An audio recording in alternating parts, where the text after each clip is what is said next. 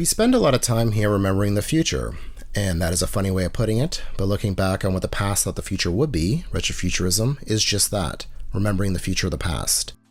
A future, be it an absurd piece of science fiction from the 1930s, set thousands of years from then, or the optimism of 1950s America or communist Soviet space.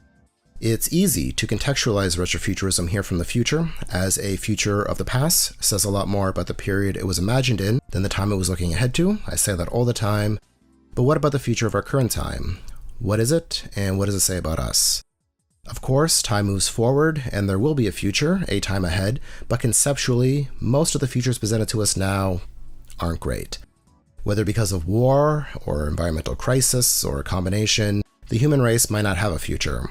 If many of the predictions that are being made are to be believed, we are past the point of a future.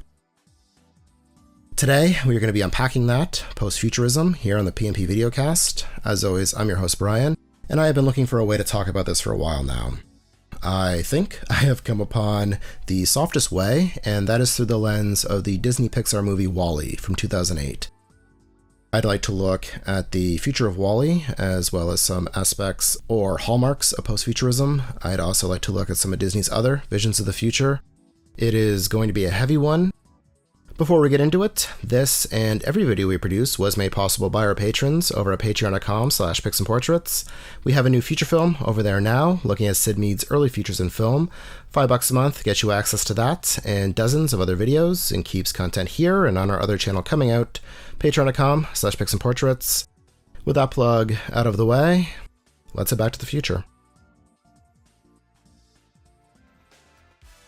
Near the end of his life, Walt Disney became fixated on futurism, but looking back through his life, career, and his company's history, we see several examples of futuristic tech and ideas. 1927's The Mechanical Cow, an Oswald short, and Mickey's Mechanical Man from 1933 both deal with robots far beyond what was possible at the time. The Donald Duck short, Modern Inventions, features a sort of Hall of Wonders, the Museum of Modern Marvels. It is full of all sorts of different mechanical objects or creations, very reminiscent of an exhibit at a World's Fair. Much of what we see is rooted in the culture of the time, the 1930s, 1937 to be exact. Into the 1950s, the space age. For years, Disney had been constructing animated worlds. In 1955, they gave us a real-life fantasy world, Disneyland. Disneyland incorporated its properties into a massive, immersive experience that allowed visitors to travel back to the past and also catch a glimpse of a possible future in Tomorrowland. This themed world intended to look ahead to the distant 1986 and had exhibits like Autopia, which allowed riders to drive the highway, the then future of interstate travel. There was also the TWA Moonliner, a 73-foot-tall rocket sponsored by Howard Hughes Transworld Airlines that intended to serve as a blueprint for commercial air travel to the moon.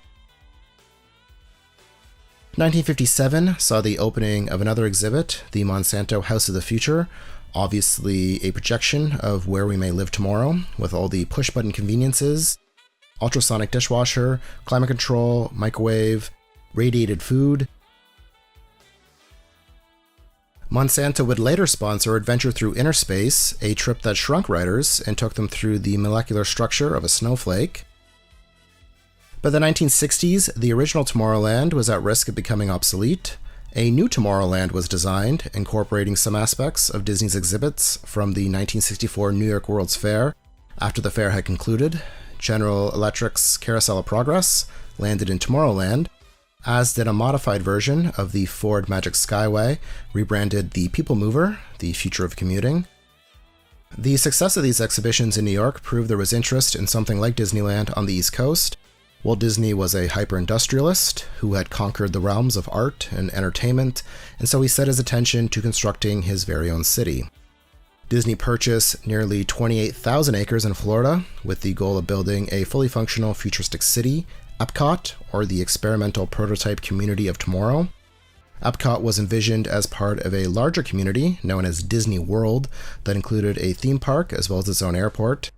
Disney also lobbied and won jurisdiction over this land, giving him complete control of his vision He produced films to sway major American corporations to invest in his vision, hoping companies would set up shop in Epcot. He would encourage them to use his community to test out their new inventions. With Epcot, Disney set out to solve the issues of modern cities. It was to be multi-layered, with pedestrians and automobiles given their own thoroughfares. Residents would travel locally by people mover and over longer distances to the theme park or airport via monorail.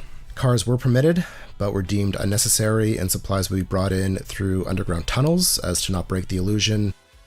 Visitors would be encouraged. Again, there was to be a theme park. There was going to be a hotel and convention center in the middle of the city, but the goal was to have permanent residents. No one living in Epcot could own land. There would be no municipal elections or government. The plan was an ever-evolving city and way of life, meaning your appliances or the structure of your home could change at any moment or whim. In terms of employment, everyone would have a job, thereby eliminating homelessness. You would work in the park, or the hotel, or the airport, kind of like a work camp. Disney himself said it would be a company town. Much of this vision feels like the delusions of a megalomaniac, to be honest. What Disney believed would be this utopian society actually feels very dystopian in hindsight, with every aspect of your life controlled by Disney. Now, he would die before this vision was realized. He passed away in 1966, but his dream would live on, first in Tomorrowland. A model of the city appears as part of the People Mover Tour, and later in the theme park Epcot. As originally planned, Epcot was part of Disney World. It was the second park built after the Magic Kingdom in 1982, but unlike Walt had hoped, people don't live there. Instead, it realized another of his dreams, and that is a permanent World's Fair with its centerpiece, Spaceship Earth. The same year Epcot opened, 1982, Disney released Fun with Mr. Future. It was produced by Tad Stones, famous for his work on the Disney Afternoon, and was originally going to be exhibited at Epcot. A de-skinned Abraham Lincoln animatronic introduces us to lifestyles of the future. It has a pretty low opinion of humanity. It's very much speaking down to us, and the future it shows is pretty miserable. Treasure Planet from 2002 also deserves a shout out, as it uses retrofuturism aesthetically, combining 18th century pirate ships and space travel. Very cool. 2001-2002 was also the time when how we thought of the future changed. My favorite future, the future when I was a kid, was Millennium, or Y2K futurism. I plan on dedicating a whole video to that, but this was the last time our widely accepted future could be considered optimistic. Now, I keep saying things like widely accepted future or what people believe because I obviously don't know what the future holds. Shouldn't have to say that. I am not presenting this as what is going to happen or even what I think is going to happen. There are a ton of factors. This is speaking from and about North American society, which throughout recent history has enjoyed an unprecedented standard of living. This quality of life has partially come at the expense of others, both globally and even within its own system. Humanity's lack of a future, post-futurism, generally gets attributed to that system, capitalism. Infinite growth is not possible with finite resources. The expectation for a company to continually grow and grow is just not sustainable. Labor is exploited. The automated future many of us were promised will only make us poor and obsolete. Wealth is hoarded, profits growing along with the gap between rich and poor, when people can no longer afford to live and are priced out of food and shelter.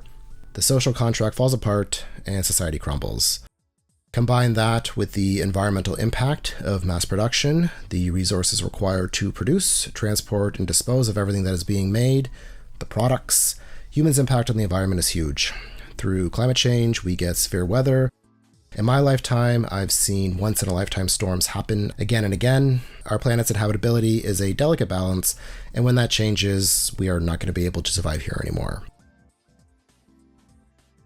This is the past WALL-E's future is built off of. Now, I'm not interested in reviewing the movie itself, which I think is great.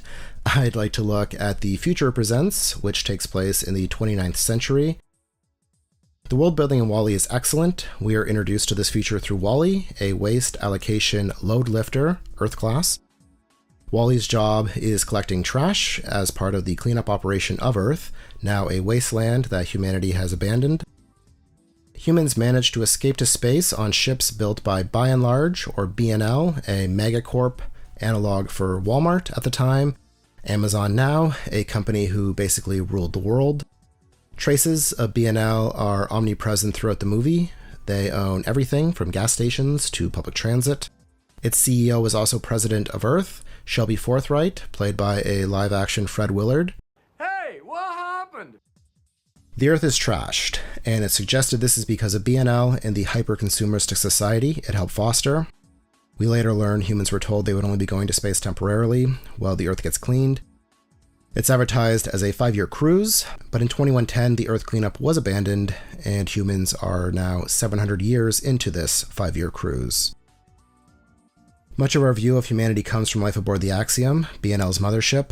It's not explicitly stated, but I feel like this is where many of the wealthy residents of Earth ended up.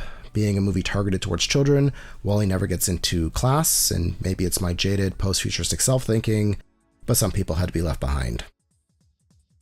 On the Axiom, humans are coddled by technology, they barely move. This, mixed with the effects of microgravity, drastically change their appearance. They go from looking human to animated. It's great how this is revealed to us through the different captains the Axiom has had. Technology has made them stupid and lazy, which is a modern talking point I don't agree with.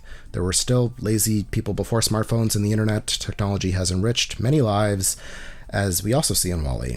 There are tons of different robots, all with different jobs or roles on Axiom. Part of Axiom's mission is to send scouts back to Earth to see if the planet is still uninhabitable. The Extraterrestrial Vegetation Evaluator, or EVE. EVE's design uses the glossy white that was popular with Apple products at the time, specifically the MacBook. The Apple startup sound is heard when Wall-E is full. An iPod makes an appearance.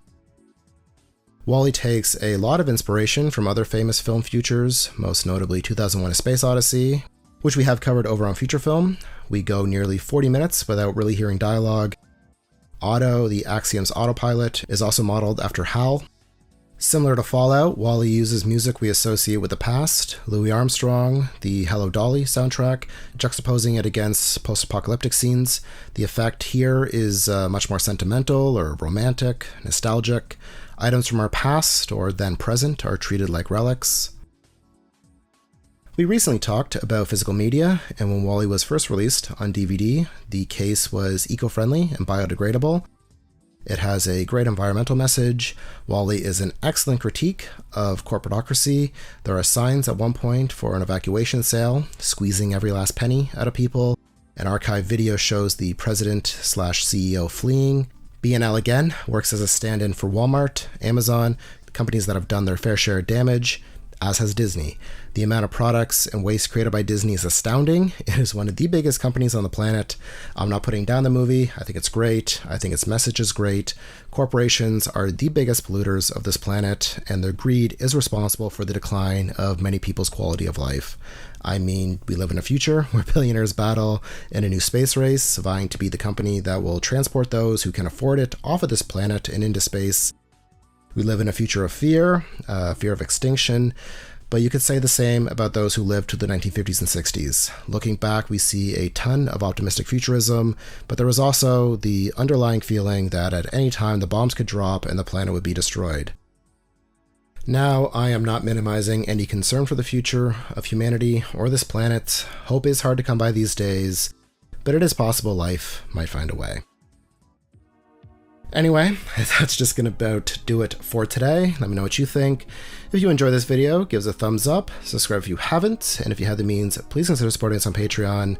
Again, the first part of our look at Sid Mead's Futures in Film is available over there now. Part 2 will be coming in the next few weeks. $5 a month gets you access to that and helps keep us going. Patreon.com/PixandPortraits. As always, thank you so much for your interest in this channel, and thanks for watching. See you in the future.